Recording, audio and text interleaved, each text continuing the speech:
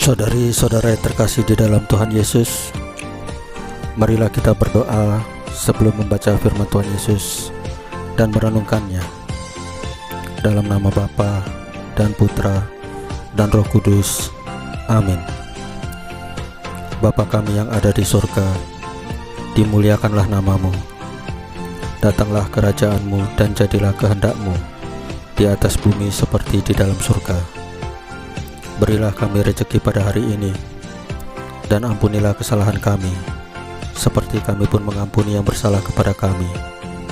Dan janganlah masukkan kami ke dalam pencobaan, tetapi bebaskanlah kami dari yang jahat. Ya Tuhan Yesus, Juru Selamat kami satu-satunya, terima kasih atas pemeliharaan, penjagaan dan berkat-berkat-Mu pada hari kemarin. Terima kasih untuk napas kehidupan hari ini dan hari yang indah ini. Tuhan Yesus, ampunilah segala dosa-dosa kami dengan kerahiman-Mu, dan berikanlah kerinduan yang besar kepada kami untuk menyambut tubuh dan darah-Mu dalam misa Ekaristi, baik misa online ataupun misa offline. Ya Roh Kudus, pimpinlah dan bimbinglah kami dalam membaca firman Tuhan Yesus, sehingga kami dapat mengerti maknanya dan dapat kami laksanakan dalam kehidupan kami sehari-hari di tengah masyarakat kami. Amin. Dalam nama Bapa dan Putra dan Roh Kudus. Amin. Tuhan bersamamu dan bersama rohmu. Inilah Injil suci Yesus Kristus menurut Lukas pasal 1 ayat 46 sampai dengan 56, dengan perikop nyanyian pujian Maria, dimuliakanlah Tuhan. Lalu kata Maria, jiwaku memuliakan Tuhan, dan hatiku bergembira karena Allah Juru Selamatku, sebab Ia telah memperhatikan kerendahan hamba-Nya. Sesungguhnya mulai dari sekarang segala keturunan akan menyebut aku berbahagia, karena Yang Maha Kuasa telah melakukan perbuatan-perbuatan besar kepadaku, dan namanya adalah kudus. Dan rahmat-Nya turun-temurun atas orang yang takut akan Dia. Ia memperlihatkan kuasa-Nya dengan perbuatan tangan-Nya, dan mencerai-beraikan orang-orang yang congkak hatinya. Ia menurunkan orang-orang yang berkuasa dari tahtanya, dan meninggikan orang-orang yang rendah. Ia melimpahkan segala yang baik kepada orang yang lapar, dan menyuruh orang yang kaya pergi dengan tangan hampa.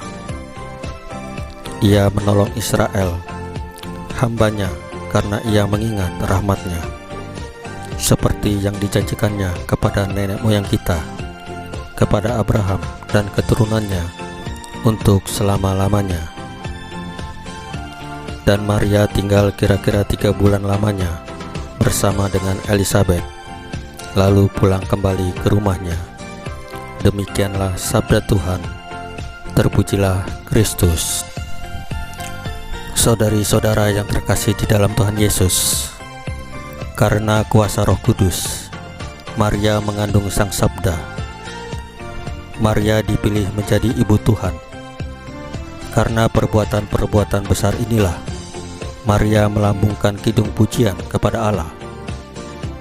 Peristiwa penjelmaan Putra Allah menjadi manusia juga merupakan karya besar Allah untuk mengatasi hambatan manusiawi, yaitu ketidakmampuan manusia untuk menang atas dosa. Dengan berdosa, manusia menjadi budak dosa dan tidak mampu membebaskan diri dari cengkeraman dosa. Saudari-saudara yang terkasih di dalam Tuhan Yesus, Yesus membebaskan manusia dari penjara dosa, sehingga kita bisa menikmati kebebasan sebagai anak-anak Allah.